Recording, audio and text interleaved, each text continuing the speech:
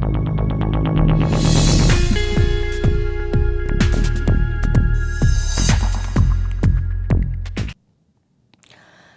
Evening, നമസ്കാരം. പ്രിയ പ്രേക്ഷകർക്ക് out of ഫോക്കസിലേക്ക് സ്വാഗതം.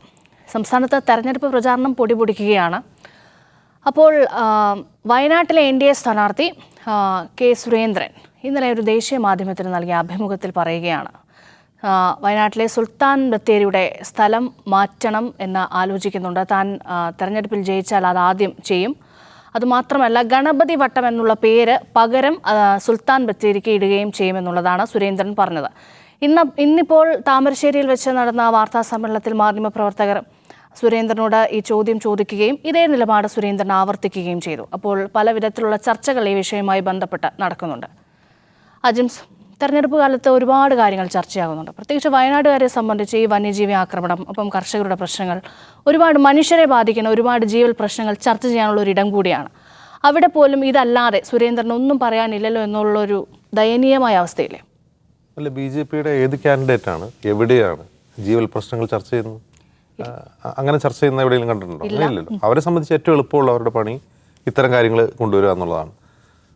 അപ്പോൾ ഈ റിപ്പബ്ലിക് TVക്ക് കൊടുത്ത അഭിമുഖത്തിലാണ് ഈ കാര്യം പറയുന്നത്. ശ്രദ്ധിക്കണം. കേരളത്തിലെ ഏതെങ്കിലും മാധ്യമങ്ങൾക്കല്ല, റിപ്പബ്ലിക് TV ആയിട്ടുള്ളൊരു അഭിമുഖത്തിലാണ് അദ്ദേഹം ഈ താൻ മത്സരിക്കുന്ന വയനാട്ടിലെ സുൽത്താൻ ബത്തേരി എന്ന് പറഞ്ഞ സ്ഥലത്തിന് പണ്ട് ഗണപതി വട്ടം എന്ന പേരുണ്ടായിരുന്നു. പിന്നീട് ടിപ്പു സുൽത്താൻ്റെ പേരിലാണ് അത് അറിയപ്പെടുന്നതും അത് ജയിച്ചാൽ മാറ്റുമെന്നാണ് എന്താണ് റിപ്പബ്ലിക് TVക്ക് കൊടുത്ത അഭിമുഖത്തിൽ പറയുന്നത്.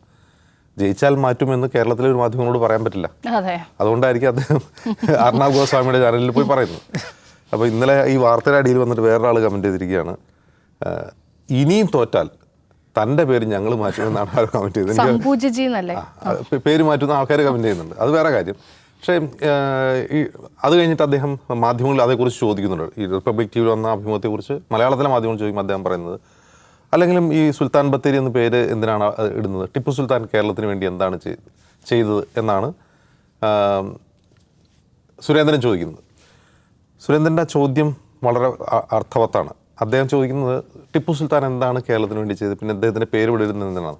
യഥാർത്ഥത്തിൽ ടിപ്പു സുൽത്താൻ ചെയ്ത ചില കാര്യങ്ങൾ കൊണ്ടാണ് സുരേന്ദ്രനെ പോലുള്ളവർ അദ്ദേഹത്തിൻ്റെ പേര്, ടിപ്പു സുൽത്താൻ്റെ പേരുള്ള ഒരു സ്ഥലനാമം മാറ്റണമെന്ന് ആഗ്രഹിക്കുന്നത്. അതാണ് അതിലെ ഏറ്റവും പ്രധാന പ്രശ്നം.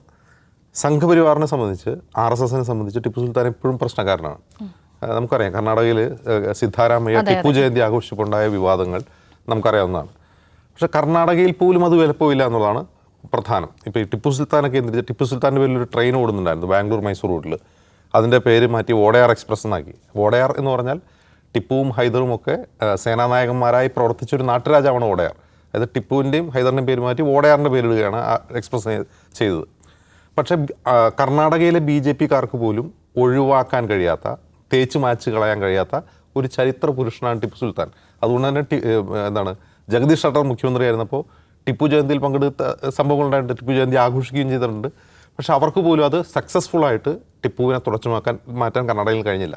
അതിൻ്റെ പ്രധാനപ്പെട്ട കാരണം, ഒന്ന്, ഈ മൈസൂർ നാട്ടുരാജ്യം, ആ മൈസൂർ രാജ്യം എന്ന് പറയുന്നത് അത് കെട്ടിപ്പടുക്കുക മാത്രമല്ല, അതിനെ മോഡേണൈസ് ചെയ്തു ഒരു വശത്ത്. മറുവശത്ത് ഈ ബ്രിട്ടീഷ് അധിനിവേശത്തെ സക്സസ്ഫുള്ളി ചേർത്ത് നിന്നു ടിപ്പു സുൽത്താൻ എന്നുള്ളതാണ്. അത് ടിപ്പു സുൽത്താൻ ഒറ്റയ്ക്കല്ല ചെയ്തത്. ഈ കർണാടകയിലെ പ്രധാനമായും ഈ മൈസൂർ നാട്ടുരാജ്യം പറഞ്ഞ കൃഷ്ണാനദിക്ക് പുറത്തേക്കുള്ള സ്ഥലങ്ങൾ, ആ സ്ഥലങ്ങളിലെ എല്ലാ വിഭാഗം ജനങ്ങളും ടിപ്പുവിനും ഹൈദറിനൊപ്പം നിന്നിട്ടാണ് അത് സാധ്യമായത്. അതുകൊണ്ടാണ് അവിടെ ഇപ്പോൾ കഴിഞ്ഞ കർണാടക ഇലക്ഷൻ സമയത്ത് ഒരു റൂമർ പ്രചരിച്ചിരുന്നു BJPയുടെ. അതായത് ടിപ്പുവിനെ കൊന്ന രണ്ട് കൽപ്പിത കഥാപാത്രങ്ങളുടെ കഥ, നഞ്ചഗൌഡ അങ്ങനെ എന്തോ പറഞ്ഞിട്ട് എന്ന് പറഞ്ഞിട്ട് ഒരു കഥ പ്രചരിച്ചു. അതുപോലും ചീറ്റിപ്പോയി കഴിഞ്ഞ കർണാടക തെരഞ്ഞെടുപ്പിൽ. അത് കേരളത്തിൽ വർക്കൗട്ടാക്കാൻ കഴിയുമോ? ഇത്തരം ടിപ്പു വിരോധം കേരളത്തിൽ വർക്കൗട്ടാക്കാൻ കഴിയുമോ എന്നാണ് സുരേന്ദ്രൻ നോക്കുന്നത്. അതും വയനാടിനെ കേന്ദ്രീകരിച്ചുകൊണ്ട്. കേരളത്തിൽ വർക്കൗട്ടാക്കാൻ കഴിയുമെന്ന് വെച്ചാൽ, ഇപ്പോൾ ടിപ്പുവിനെ പറ്റി ഈ പറയുന്ന സംഘപരിവാർ കഴിഞ്ഞ ഒരു നൂറ്റാണ്ടായി പ്രചരിപ്പിച്ചുകൊണ്ടിരിക്കുന്ന അസത്യങ്ങളും അർത്ഥസത്യങ്ങളും വെറുപ്പും അത് ഏറ്റെടുക്കുന്ന കുറേയധികം ആളുകൾ കേരളത്തിലുമുണ്ട്, ഇല്ല എന്ന് പറയില്ല. അതിൻ്റെ ഒരു പ്രധാനപ്പെട്ട കാരണം, ഹൈദറിൻ്റെ ആദ്യത്തെ മലബാർ ഇൻവേഷൻ, ടിപ്പുവിൻ്റെ ഫാദർ, ആ അധിനിവേശത്തെ ആദ്യമായി സപ്പോർട്ട് ചെയ്യുന്നത് പാലക്കാട്ടെ നാട്ടുരാജാവാണ്. അതിൻ്റെ കാരണം എന്താണ്? സാമൂതിരിയും പാലക്കാട്ടെ നാട്ടുരാജാവും തമ്മിൽ അടിയാണ്, നിരന്തര അടിയാണ്. അപ്പോൾ സാമൂതിരിക്ക് ഒരു പണി കൊടുക്കാൻ വേണ്ടി ഹൈദറിനെ ക്ഷണിച്ചു വരുത്തുകയാണ് ആദ്യം ചെയ്തത്. അത് അത്ര സക്സസ്ഫുൾ ആയില്ല. പിന്നീട് ടിപ്പു വീണ്ടും വരുന്നു. ടിപ്പുവാണ് മലബാർ അധിനിവേശം നടത്തുന്നത്. ടിപ്പുവിൻ്റെ മലബാർ അധിനിവേശം കേരളത്തിൻ്റെ സാമൂഹിക പുരോഗതിയിൽ വലിയ മാറ്റങ്ങൾ, വലിയ പ്രഭാവമുണ്ടാക്കിയ ഒരു ചരിത്ര സംഭവമാണ് ടിപ്പുവിൻ്റെ മലബാർ അധിനിവേശം. അതിൻ്റെ കാരണം എന്ന് വെച്ചാൽ നമുക്കറിയാം, ടിപ്പു ജീവിച്ചിരുന്നത് 18-ാം നൂറ്റാണ്ടിലാണ്. 18-ാം നൂറ്റാണ്ടിലെ കേരളം എന്തായിരുന്നു എന്ന് അറിഞ്ഞാൽ മാത്രമേ എന്തുകൊണ്ടാണ് ടിപ്പുവിൻ്റെ കടന്നുവരവ് പ്രധാനമാകുന്നത് നമുക്ക് മനസ്സിലാവും. ഒന്ന്, ഇന്ത്യയിലെ ഏറ്റവും മോശമായ രീതിയിൽ ജാതി വ്യവസ്ഥ നിലനിന്ന ഒരു സംസ്ഥാനമാണ് കേരളം. ഇന്ത്യയിൽ എല്ലായിടത്തും ജാതി വ്യവസ്ഥ നിലനിൽക്കുമ്പോൾ തന്നെ ഇപ്പോൾ വിവേകാനന്ദൻ കേരളത്തിൽ നിന്ന് ഭ്രാന്താലയാണെന്ന് ചോദിച്ചില്ലേ, അത്രമാത്രം ഏറ്റവും ഐത്തത്തിൻ്റെയൊക്കെ ഏറ്റവും എന്താണ് പറയുക, ഏറ്റവും മോശമായ രൂപം പ്രാക്ടീസ് ചെയ്തൊരു സമുദായമായിരുന്നു കേരളം. ഐത്തം മുതൽ ജാതിയുടെ എല്ലാ തരത്തിലുള്ള മോശം ഭാവങ്ങളും ആവാഹിച്ച് അത് നടപ്പാക്കിക്കൊണ്ടിരുന്നൊരു സൊസൈറ്റിയാണ്. ടിപ്പു ആദ്യം എന്താണ് ചെയ്തത്? ടിപ്പു ആദ്യം ചെയ്തത് ഇവിടെ നിലനിന്ന ഒന്ന്, ഈ മരുമക്കത്തായ സമ്പ്രദായം വഴി നിലനിന്നിരുന്ന ബഹുഭർത്തൃത്വം പോലുള്ളവ, അതുപോലെ വസ്ത്രം ധരിക്കാൻ അവകാശമില്ലാത്ത സ്ത്രീകളുടെ അവസ്ഥ, ഇതിന് മാറ്റം വരുത്താൻ വേണ്ടി അദ്ദേഹം ഒരു പ്രൊക്ലമേഷൻ, ഒരു പ്രഖ്യാപനം നടത്തുകയാണ് ആദ്യം ചെയ്യുന്നത്. അത് കേരളം മൊത്തമായി ഏറ്റെടുക്കുകയല്ല ചെയ്തത്. അപ്പോൾ ആദ്യം അദ്ദേഹം വയനാട്ടിൽ വന്നിട്ട് വയനാട്ടിലെ ആദിവാസികൾ നിവൃത്തികേട് കൊണ്ട് മാറുമറയ്ക്കാതെ നടക്കുകയാണ്. അപ്പോൾ അവരോട് ടിപ്പു സുൽത്താൻ ആദ്യം പറയുന്നത്, നിങ്ങൾക്ക് ഫ്രീ ആയിട്ട് വസ്ത്രം തരാം, നിങ്ങൾ വസ്ത്രം ധരിക്കണം എന്ന് പറഞ്ഞപ്പോൾ അവരത് സ്വീകരിച്ചില്ല. ഞങ്ങൾക്ക് ഇതാണ് എളുപ്പം, ഞങ്ങൾക്ക് ഇതാണ് സുഖം എന്ന് പറഞ്ഞു. പക്ഷേ ടിപ്പു അത് എന്ത് ചെയ്താൽ നിർബന്ധമാക്കാൻ പോയില്ല. അവിടെയും ആദിവാസികൾക്കിടയിൽ നിർബന്ധമാക്കിയില്ല. പിന്നീട് ഈ മാറുമറയ്ക്കണമെന്നുള്ള കൽപ്പന അതും ഈ വയനാടിന് പുറത്ത് മലബാറിൽ എവിടെയും നിർബന്ധമാക്കുകയല്ല ഇത്, പക്ഷെ ഒരു ഉപദേശ രൂപേണയുള്ള ഒരു പ്രൊക്ലമേഷൻ നടത്തുകയാണ് ചെയ്തത്. അപ്പോൾ ആദ്യമായി ഇത് കേൾക്കുന്ന ആളുകൾക്ക്, മലയാളികളെ സംബന്ധിച്ച് എന്താണ് ഇദ്ദേഹം പറയുന്നതെന്ന് വിചാരിക്കുക, അത് സ്വീകരിക്കുകയല്ല ചെയ്യുക.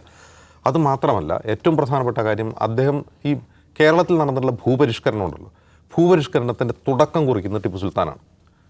അതെങ്ങനെയാണെന്ന് ചോദിച്ചാൽ അതിനൊരു മോഡേൺ രൂപത്തിലല്ല, ഇപ്പോൾ നമ്മൾ കാർഷിക ബന്ധ ബിൽ വന്നതുപോലെ ഒരു നിയമത്തിൻ്റെ രൂപത്തിലല്ല. അദ്ദേഹം ചെയ്തത് ആദ്യം കുടിയാന്മാർക്ക് അവകാശം നൽകുകയാണ്. ആ ഭൂമിയിൽ അവകാശം, അവരെ ഏത് സമയത്തും ഇറക്കിവിടാൻ കഴിയുന്ന രീതിയിലാവരുത് എന്നുള്ള രീതിയിൽ അദ്ദേഹം ആ നിയമം മാറ്റുകയാണ് ചെയ്യുന്നത്. മറ്റൊന്ന്, അന്ന് മലബാർ റീജിയണിൽ ഏറ്റവും കൂടുതൽ ഭൂജന്മികളായിരുന്നവർ, പിന്നെ ഏറ്റവും കൂടുതൽ ഭൂമി കൈവശം വെച്ച ദേവസ്വങ്ങളാണ്, ഒരു ക്ഷേത്രത്തിന് കീഴിലുള്ള ദേവസ്വങ്ങളാണ്.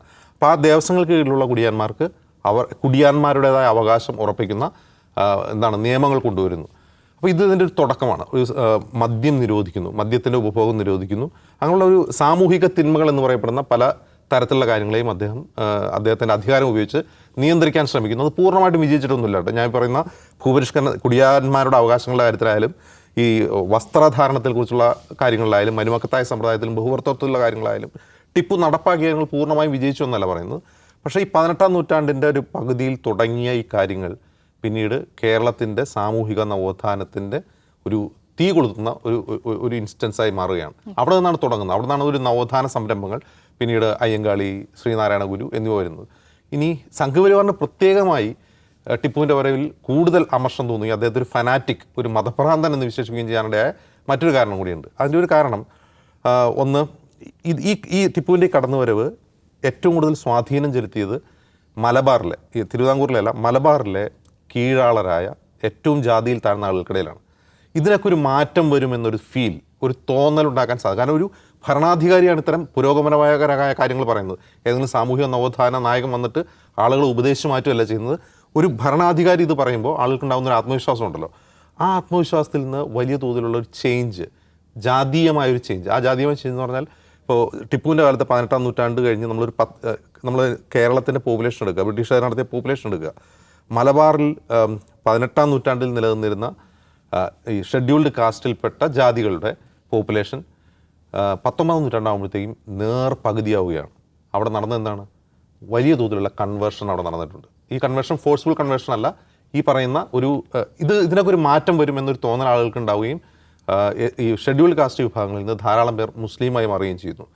ഇതിൻ്റെ അടുത്ത പടി എന്താണ്? നമ്മൾ പിന്നീട് ഈ 19-ാം നൂറ്റാണ്ടിൽ നമ്മൾ കാണുന്ന, 18-ാം നൂറ്റാണ്ട് മുതൽ തുടങ്ങുന്ന 19-ാം നൂറ്റാണ്ടിൽ കാണുന്ന മലബാർ കലാപത്തിലേക്ക് അത് നയിക്കുകയാണ്. എന്താണ് മലബാർ കലാപം? ഇതേ കർഷക തൊഴിലാളികളും കുടിയാന്മാരുമായ ജനവിഭാഗം ജന്മിമാർക്കെതിരെ നടത്തുന്ന ഒരു നൂറ്റാണ്ടോളം നീണ്ടു നിൽക്കുന്ന കാർഷിക കലാപമാണ്. അതിൻ്റെ ഏറ്റവും അവസാനമാണ് 1921 ഈ വാഗൺ ട്രാജഡിയൊക്കെയായി മാറുന്നത്. ഇത് സംഘപരിവാറിന് ഒരിക്കലും സഹിക്കാൻ പറ്റില്ല. കാരണം നിലനിൽക്കുന്ന ഒരു ഫ്യൂഡൽ വ്യവസ്ഥയെ തച്ചു തകർക്കുന്ന ഒരു വലിയ കാർഷിക കലാപത്തിന് തുടക്കം കുറിക്കുകയാണ് ടിപ്പു അവിടെ ചെയ്തത്. അപ്പോൾ അതിനെ എന്താക്കി മാറ്റണം? അദ്ദേഹത്തെ ഒരു മതഭ്രാന്തനാക്കി മാറ്റണം, ഒരു ഫനാറ്റിക്കാക്കി മാറ്റണം. അതവർ വർഷങ്ങളായി അവരുടെ അക്കാദമിക ലോകം അതിനുവേണ്ട സാഹിത്യങ്ങൾ പുറപ്പെടുവിക്കുന്നു, പുസ്തകങ്ങൾ ഇറക്കുന്നു, സിനിമകൾ ഇറക്കുന്നു. അതുകൊണ്ടൊന്നും അത് കർണാടകയിൽ പോലും വിജയിച്ചിട്ടില്ല, പിന്നെ അത് കേരളത്തിൽ വിജയിക്കും എന്ന് പറയാനും കഴിയില്ല. സാറേയും BJP അധികാരത്തിലെത്തിയതിനു ശേഷം ഈ ചരിത്ര സ്മാരകങ്ങൾ, സ്ഥലങ്ങളുടെയൊക്കെ പേര് നാമം മാറ്റുന്നത് നമ്മൾ കണ്ടിട്ടുണ്ട്. അപ്പോൾ ഈ സുരേന്ദ്രൻ്റെ സ്ഥാനാർത്ഥിത്വത്തിലേക്ക് തന്നെ വന്നാൽ കേരളം നമുക്ക് വിട്ടുപിടിക്കാം. നോർത്തിലൊക്കെ രാഹുൽ ഗാന്ധിക്കെതിരെ മത്സരിക്കുന്ന ആളാണ്. ഒരു ദേശീയ നേതാവിനെതിരെ, പ്രധാനപ്പെട്ട പ്രതിപക്ഷത്തിൻ്റെ നേതാവിനെതിരെ സുരേന്ദ്രൻ മത്സരിക്കുന്നു, അങ്ങനെ ഒരു പ്രതീതിയൊക്കെ ഉണ്ട്. പക്ഷേ യഥാർത്ഥ സ്ഥിതി എന്താണെന്നുള്ളത് നമുക്കേ അറിയുള്ളൂ. അപ്പോൾ അങ്ങനെ ഒരു പ്രതീതി സൃഷ്ടിക്കുന്നു. അപ്പോൾ ഇങ്ങനെയുള്ള കാര്യങ്ങളൊക്കെ സുരേന്ദ്രൻ വലിയ സംഭവങ്ങളായിട്ടാണ്, വലിയൊരു സംഭവമായിട്ടാണ് റിപ്പബ്ലിക് TV പോലെയുള്ള എത്ര പ്രത്യേക അജണ്ടയുള്ള മാധ്യമത്തിന് മുന്നിൽ പറയുന്നത്. ഇപ്പോൾ അജിംസ് പറഞ്ഞ വളരെ കറക്റ്റാണ്.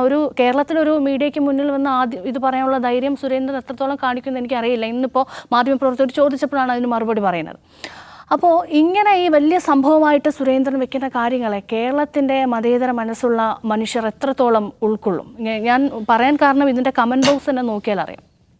അല്ല, കേരളത്തിലത് വലിയ തോതിൽ വിൽക്കപ്പെടില്ല എന്ന് തന്നെയാണ് പൊതുവെ മനസ്സിലാക്കപ്പെടുന്ന മാത്രമല്ല, ഈ BJPക്കകത്ത് തന്നെ ഈ സുരേന്ദ്രൻ അത് പറയേണ്ടിയിരുന്നില്ല എന്ന അഭിപ്രായമുള്ള ആളുകളുണ്ട്. അപ്പോൾ ഇതിപ്പോൾ സ്ഥലനാമങ്ങൾ മാറ്റുക എന്ന് പറയുന്നത്, അല്ലെങ്കിൽ ഈ പേരുമാറ്റ ശസ്ത്രക്രിയ എന്ന് പറയുന്നത് BJP അധികാരത്തിൽ വന്നതിന് ശേഷം നടക്കുന്ന ഏറ്റവും പ്രധാനപ്പെട്ട ഒരു സംഗതിയാണ്. അപ്പോൾ അതിൽ ഇപ്പോൾ BJPയുടെ ഒരു രാഷ്ട്രീയ ഇത് മാത്രമാണ് നമ്മൾ വിചാരിക്കുന്നത്. ഇതിപ്പോൾ കഴിഞ്ഞ ഇദ്ദേഹത്തിന് ഉദ്ധവ് താക്കറെയുടെ ഗവൺമെൻറ്, ഏകനാഥ് ഷിൻഡെ ഗ്രൂപ്പ് അവിശ്വാസം, കുറേ MLA മാർ വിഘടിച്ച് പോകുന്നു. ആ ഗവൺമെൻറ് വീഴാൻ പോവുകയാണ്. ആ വീഴാൻ പോകുന്ന സമയത്ത് ഉദ്ധവ് താക്കറെ നടത്തിയ ഒരു തീരുമാനം എന്താണ്? ഔറംഗാബാദിൻ്റെയും ഉസ്മാനാബാദിൻ്റെയും പേര് മാറ്റുകയാണ്. അതാലോചിക്കണം. അത് ഇന്ത്യ മുന്നണിയിൽ ഒരു ഘടകകക്ഷിയാണ് ഇപ്പോൾ ഉദ്ധവ് താക്കറെ. ഉസ്മാനാബാദിൻ്റെ പേര് ധാരാഷിബ് എന്ന് മാറ്റുന്നു.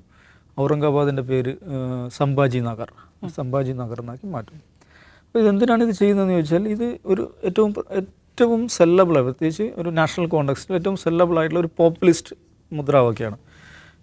പ്രത്യേകിച്ച് ഇപ്പോൾ പേര് മാറ്റുക എന്ന് പറയുന്ന ഒരു കാര്യം, അത് അടിസ്ഥാനപരമായി എന്തോ തെറ്റായ കാര്യമാണെന്ന് നമ്മൾ വിചാരിക്കരുത്. അത് ലോകത്ത് എല്ലായിടത്തും നടന്നിട്ടുള്ളതാണ്. പലതരത്തിലുള്ള യുക്തികൾ അതിൻ്റെ പുറകിലുണ്ട്. ഇപ്പോൾ സിലോൺ, നമ്മുടെ അയൽരാജ്യമെന്ന സിലോൺ, ഇപ്പോൾ അതിൻ്റെ പേര് അങ്ങനെയല്ലല്ലോ, ശ്രീലങ്ക എന്നാണ്. മ്യാൻമാറിൻ്റെ മുമ്പത്തെ പേര് ബർമ എന്നാണ്. ബോംബെ മുംബൈ ആയി മാറിയിട്ടുണ്ട്. മദ്രാസ് ചെന്നൈ ആയി മാറിയിട്ടുണ്ട്. പലതരത്തിലുള്ള രാഷ്ട്രീയ ഘടകങ്ങൾ, സാംസ്കാരിക ഘടകങ്ങൾ, പല സംഗതികൾ വരും. ഇപ്പോൾ കേരളത്തിൽ ഇപ്പോൾ ട്രിവാൻഡ്രം, കാനനൂർ, കാലിക്കറ്റ് എന്നൊക്കെ ഉപയോഗിച്ചിരുന്ന ഔദ്യോഗികമായി അത് മാറ്റിയിട്ടുണ്ട്. കോഴിക്കോട് നാക്കിയിട്ടുണ്ട്, കാനനൂർ എന്നുള്ളത് കണ്ണൂർ നാക്കിയിട്ടുണ്ട്. അപ്പോൾ എന്താണ്, ഒരു കൊളോണിയൽ ലെഗസിയുടെ ഭാഗമാണ്. ഇപ്പോൾ കാനനൂർ എന്ന് പറയുന്നത് നമ്മളെ അടിമകളാക്കി വെച്ച, അധിനിവേശം ചെയ്ത ആളുകൾ വിളിക്കുന്ന പേരാണ്. അത് തന്നെ നമ്മൾ വിളിക്കേണ്ട കാര്യമില്ല, നമ്മളുടെ ഭാഷയിൽ അതിനുള്ള പേര് വിളിച്ചാൽ മതി എന്ന ഒരു രാഷ്ട്രീയ തീരുമാനത്തിൻ്റെ പുറത്താണത് വരുന്നത്. അപ്പോൾ അതുകൊണ്ട് പേര് മാറ്റുക എന്ന് പറയുന്നത് അടിസ്ഥാനപരമായി എന്തോ മോശം കാര്യമാണെന്നല്ല അത്. പക്ഷേ ബി ജെ പി പേരുമാറ്റത്തിന് എടുക്കുന്ന ആ യുക്തി എന്താണ്? ആ യുക്തിയും അതിൻ്റെ ഒരു വേഗതയും അതിൻ്റെ ഒരു വോള്യവുമാണ്. ഇപ്പോൾ താജ്മഹൽ ഉദാഹരണമാണ്. ഇന്ത്യ എന്ന് കേൾക്കുമ്പോൾ ഇന്ത്യക്ക് പുറത്തുള്ള ഒരാളുടെ മനസ്സിൽ ആദ്യം വരുന്ന ചിത്രം എന്താണ്? താജ്മഹലല്ലേ. അപ്പോൾ ഇവരെന്താ ചെയ്യുന്നത്? താജ്മഹൽ പൊളിക്കാൻ പറ്റില്ല. താജ്മഹൽ പൊളിക്കുക എന്ന് പറഞ്ഞാൽ അതോടുകൂടി തീർന്നു. UP സർക്കാർ അവർ ടൂറിസം ബ്രോഷർ പുറത്തിറങ്ങുമ്പോൾ താജ്മഹൽ അതിനകത്തില്ല. താജ്മഹൽ അദൃശ്യവൽക്കരിക്കാനാണ് ശ്രമിക്കുന്നത്. അവർക്കകത്തുള്ള ഒരു ഗ്രൂപ്പ് എന്താ ചെയ്യുന്നത്? താജ്മഹലല്ല, അത് ശരിക്ക് തേജോ മഹാലയായിരുന്നു. ഈ കുത്തബ് മിനാർ, അത് കുത്തബ് മിനാർ അല്ല, അത് വിഷ്ണു സ്തംഭമായിരുന്നു. ഇങ്ങനെയുള്ള ചില ഐഡിയാസ്, ഇത് നമുക്കിത് കേൾക്കുമ്പോൾ ചിരി വരും. പക്ഷേ ഇത് കൺസ്യൂം ചെയ്യുന്ന, സബ്സ്ക്രൈബ് ചെയ്യുന്ന വാട്സപ്പ് യൂണിവേഴ്സിറ്റിയിലെ ദശലക്ഷക്കണക്കിന് ഗ്രാജുവേറ്റ്സ് നമ്മുടെ ഇന്ത്യയിലുണ്ട്. താജ്മഹൽ അവന്മാർ വന്നിട്ട് നമ്മുടെ തേജോ മഹാലയെ പേര് മാറ്റിയതാണ് എന്ന് വാട്സപ്പിലൂടെ അങ്ങ് അടിച്ച് വിടുകയല്ലേ. അപ്പോൾ അത് സ്വീകരിക്കാൻ ആളുണ്ട്. അത് വിശ്വസിക്കുന്ന ഒരാൾ സ്വാഭാവികമായിട്ടും ഇവർക്ക് കൊണ്ടുപോയി കുത്തുകയും ചെയ്യുമല്ലോ. അതെന്തുകൊണ്ടാണ് അത് സ്വീകരിക്കപ്പെടുന്നത്? എന്തുകൊണ്ടാണ്? താജ്മഹൽ ആയിരുന്നില്ല, അത് തേജോ മഹാലയായിരുന്നു എന്നത് സ്വീകരിക്കപ്പെടുന്നത് എന്തുകൊണ്ടാണ്? അത് സ്വീകരിക്കപ്പെടുന്നത് അങ്ങനത്തെ ഒരു മാനസികാവസ്ഥ, അല്ലെങ്കിൽ അങ്ങനത്തെ മാനസികാവസ്ഥയുള്ള ഒരു വലിയൊരു കൂട്ടം മനുഷ്യരെ ഇവർ ഈ 100 വർഷത്തെ പ്രവർത്തനത്തിലൂടെ ഉണ്ടാക്കിയെടുത്തിട്ടുണ്ട്. എന്താണ് അവരിൽ അടിച്ചേൽപ്പിച്ച ചിന്ത എന്താണ്? മാറ്റവന്മാർ. നമ്മുടെ നാട് ഗംഭീര നാടായിരുന്നു, മാറ്റവന്മാരാണ് ഇത് മുഴുവൻ കുഴപ്പത്തിലാക്കിയത്, അവന്മാരാണ് ഇപ്പോഴും കുഴപ്പമായിക്കൊണ്ടിരിക്കുന്നത്. അപ്പോൾ ഈ കുഴപ്പം പിടിച്ച മറ്റവന്മാർ ഇങ്ങനെ ഇത്രയും സുന്ദരമായൊരു ഒരു ഒരു മന്ദിരം അവർക്ക് പണിയാൻ പറ്റില്ല. അത് നമ്മുടേതാണ്. ഈ സാധനമാണ് ഇവർ വിൽക്കാൻ നോക്കുന്നത്. അപ്പോൾ അതുകൊണ്ട് ഉത്തരേന്ത്യയിൽ ഇത് രേഷ്മ പറഞ്ഞ ഒരു എളുപ്പം സെല്ല് ചെയ്യാൻ പറ്റും. എന്ന് മാത്രമല്ല അതിന് വേറൊരു ഘടകം കൂടെ ഉണ്ട്. മുസ്ലിം ചരിത്രം അല്ലെങ്കിൽ ഇന്ത്യയിലെ മുസ്ലിം പ്രസൻസ് അതിപ്പോൾ ഉത്തരേന്ത്യയിൽ നമ്മൾ ഉത്തരേന്ത്യയിലൂടെ യാത്ര ചെയ്യുക, എങ്ങോട്ട് തിരിഞ്ഞാലും അതിൻ്റെ ഏതെങ്കിലും ഒരു അടയാളം കാണാതിരിക്കാൻ നമുക്ക് പറ്റില്ല. അത് കാണാതെ പോകണമെങ്കിൽ നമ്മൾ കണ്ണടച്ച് യാത്ര ചെയ്യണം, അല്ലേ? രേഷ്മ ഇപ്പോൾ എടുത്ത് പോയതല്ലേ യു പിയിലൂടെ. എവിടെ തിരിഞ്ഞാലും ഈ കുബ്ബകളും മിനാരങ്ങളും. ഇപ്പം പ്രധാനമന്ത്രി പ്രസംഗിക്കുന്ന എവിടെയാണ്? ലാൽ കില ആരുണ്ടാക്കിയതാണ്? സ്വാതന്ത്ര്യത്തിൽ പതാക ഉയർത്തുന്ന അവിടെ. അപ്പുറത്ത് പോയാൽ ആഗ്ര ഫോർട്ട്, ഹുമയൂൺ ടോംബ്, ജമാ മസ്ജിദ്, കുതബ് മിനാർ, ഇതൊക്കെ ഡൽഹിയുടെ ഒരു ടാവട്ടത്തിലാണ്. പിന്നെ യു പിയിലേക്ക് അങ്ങോട്ട് കടന്നാൽ ഇങ്ങനെ സ്മാരകങ്ങളായിട്ട് സ്ഥലനാമങ്ങളായിട്ട് എത്ര സ്ഥലനാമങ്ങൾ. ഇപ്പോൾ അലഹബാദിൻ്റെ പേര് മാറ്റി പ്രയാഗ്രാജ് എന്നാക്കി. പ്രയാഗ്രാജ് നഗർ, പ്രയാഗ്രാജ്. അലഹബാദുകാർ വല്ലവരും പ്രയാഗ്രാജ്, ഇത് ഞാൻ പ്രയാഗ്രാജിലേക്ക് പോവാണേ എന്ന് പറഞ്ഞിട്ട് ആരും പോകുമോ? ആരും പോകണില്ല. പക്ഷേ രേഖയിൽ അവരെന്ത് ചെയ്യുന്നു? ശുദ്ധമായ ഹിന്ദിയിൽ ഇലാഹാബാദ്. ഈ പേരുകൾ എവിടെ തിരിഞ്ഞാലും തങ്ങൾ തുടച്ചു നീക്കണം എന്നാഗ്രഹിക്കുന്ന ഒരു വിഭാഗം അവരുടെ അടയാളങ്ങൾ കൊണ്ട് നിറഞ്ഞിരിക്കുകയാണ്. അപ്പോൾ അത് ഒരുതരം വിമ്മിഷ്ടം ഉണ്ടാകുന്നുണ്ട് ഇവർക്ക്. അപ്പോൾ അത് ഈ മുസ്ലിങ്ങളെ ഇന്ന് ജീവിച്ചിരിക്കുന്ന മുസ്ലിങ്ങളെ തുടച്ചു നീക്കുക എന്ന് മാത്രമല്ല, മുസ്ലിങ്ങളെക്കുറിച്ചുള്ള ഓർമ്മകളെ തുടച്ചു നീക്കുക, മുസ്ലിം അടയാളങ്ങളെ തുടച്ചു നീക്കുക. നമ്മുടെ ഈ രാജ്യം രൂപപ്പെടുന്നതിൽ എല്ലാവർക്കും പങ്കുണ്ട്, അല്ലേ? നമ്മുടെ നാട്ടിലുള്ള എല്ലാവിധ ജനവിഭാഗങ്ങൾക്കും നിർമ്മാണത്തിൽ പങ്കുള്ളൊരു രാജ്യമാണ്. പക്ഷേ അതിൽ മുസ്ലിങ്ങളുടെ ഒരു പങ്കുണ്ടാകാൻ പാടില്ല. അപ്പോൾ അതുമായി ബന്ധപ്പെട്ട സർവ്വതും തുടച്ചു നീക്കുക എന്നുള്ളത് ഇവരുടെ ഒരു പദ്ധതി എന്നുള്ളതല്ല, ഒരു അടങ്ങാത്തൊരാഗ്രഹമാണ്. അതിന് പലയിടത്തും ശ്രമിച്ചു പോകുന്നുണ്ട്. ചില ശ്രമങ്ങൾ നടക്കുന്നുണ്ട്. കുറേ അധികം സ്ഥലനാമങ്ങൾ. ഡൽഹിയിൽ ഒരുപാട് റോഡുകളുടെ പേര് മാറ്റിക്കഴിഞ്ഞു. ഇതിനകം തന്നെ ഒരുപാട് റോഡുകൾ നമ്മുടെ രാഷ്ട്രപതി ഭവനിലെ ഗാർഡൻ്റെ പേര് മാറ്റിയല്ലോ. എന്താണ്? അമൃത് ഉദ്യാൻ. മുഗൾ ഗാർഡൻ്റെ പേര് മാറ്റി അമൃത് ഉദ്യാൻ എന്നാക്കുന്നു. ഇങ്ങനെ അത് ചെയ്തുകൊണ്ടിരിക്കുകയാണ്. അപ്പോൾ സുരേന്ദ്രൻ ഒരു ദേശീയ മാധ്യമത്തോട് സംസാരിക്കുമ്പോൾ സുരേന്ദ്രൻ എന്തിനാണ് വയനാട്ടിൽ മത്സരിക്കുന്നതിനെക്കുറിച്ച് ഇവിടെ പലതരം ചർച്ചകളുണ്ട്. അതിൽ പ്രധാനപ്പെട്ട ഇത് നന്നായിട്ട് പൈസ ഉണ്ടാക്കാൻ പറ്റുന്നൊരു അവസരമാണ്. അല്ലാതെ വയനാട്ടിൽ അദ്ദേഹത്തിനൊന്നും ഉണ്ടാക്കാൻ പറ്റില്ല. അപ്പോൾ ഈ വയനാട്ടിൽ മത്സരിക്കുന്ന ഇങ്ങനെ ചില ലക്ഷ്യങ്ങൾ അവിടെ ഉണ്ട് എന്ന് ഉത്തരേന്ത്യയിലെ ആളുകളോട് പറയാൻ പറ്റിയൊരു സന്ദർഭം അദ്ദേഹം ഉപയോഗപ്പെടുത്തിയാണ്. പക്ഷെ അതുകൊണ്ട് കേരളത്തിൽ എന്താ കാര്യം വെച്ചാൽ പ്രത്യേകിച്ചൊരു കാര്യമില്ല. പക്ഷേ ചില ഗുണങ്ങൾ ഇതിനുണ്ടെന്നാണ് ഞാൻ വിചാരിക്കുന്നത്. എന്ന് വെച്ചാൽ സുൽത്താൻ ബത്തേരി എന്ന് പറയുമ്പോൾ, ഇപ്പോൾ നേരത്തെ അജിംസ് സുൽത്താൻ, ടിപ്പു സുൽത്താനുമായി ബന്ധപ്പെട്ട സുൽത്താൻസ് ബാറ്ററിയാണ്. ബാറ്ററി എന്ന് പറഞ്ഞാൽ ആയുധപ്പുര. ആ പേരിലാണ് അത് അറിയപ്പെടുന്നത്. അപ്പോൾ സ്വാഭാവികമായിട്ടും ഇന്ന് ഈ 2 ദിവസം നിങ്ങൾ നോക്കിക്കോ, ടിപ്പു സുൽത്താനെക്കുറിച്ച് എന്തായിരുന്നു ടിപ്പു സുൽത്താൻ മലബാറിൽ ചെയ്തത്, മലബാറിലേക്ക് വന്നത് എന്നതിനെക്കുറിച്ച് കുറച്ച് ആളുകളെങ്കിലും അന്വേഷിക്കാൻ നിൽക്കും. അത് സത്യസന്ധമായി ആരന്വേഷിച്ചാലും എന്തായിരുന്നു ടിപ്പു സുൽത്താൻ?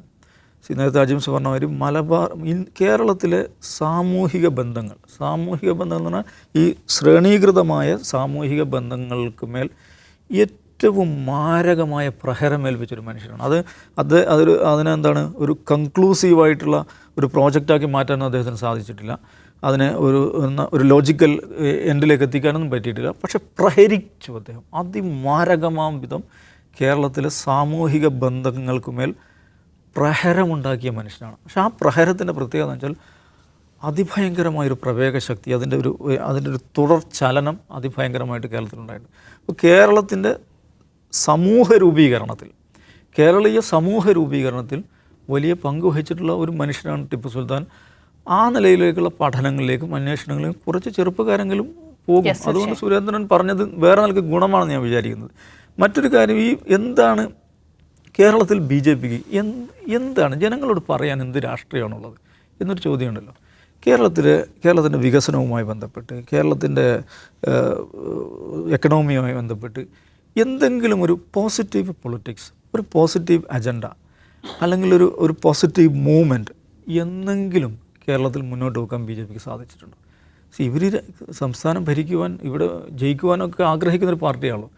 എപ്പോഴും ഈ നിലക്കുള്ള നെഗറ്റീവ് അജണ്ടകളിലൂടെ മാത്രം, നിഷേധാത്മകമായിട്ടുള്ള കാര്യങ്ങൾ മാത്രം മുന്നിൽ വെച്ച് പോകുവാനേ BJPക്ക് സാധിക്കുകയുള്ളൂ.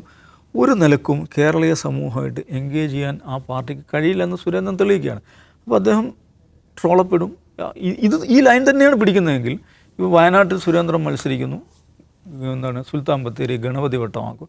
അങ്ങനെയാണ് കേരളത്തിന് മൊത്തത്തിൽ അവർക്കൊരു മാനിഫെസ്റ്റോ ഉണ്ടാക്കാൻ പറ്റും. വേറെയും കുറേ സ്ഥലനാമങ്ങളുണ്ടല്ലോ, ഇങ്ങനെയുള്ള അറബി ചൊവ്വയോ അല്ലെങ്കിൽ മുസ്ലിം ചൊവ്വയോ ഒക്കെയുള്ള ഇഷ്ടംപോലെ സ്ഥലനാമങ്ങളുണ്ട്. അതെല്ലാം മാറ്റുമെന്നുള്ള ഒരു ലിസ്റ്റ് അവർക്ക് ഉണ്ടാക്കാം.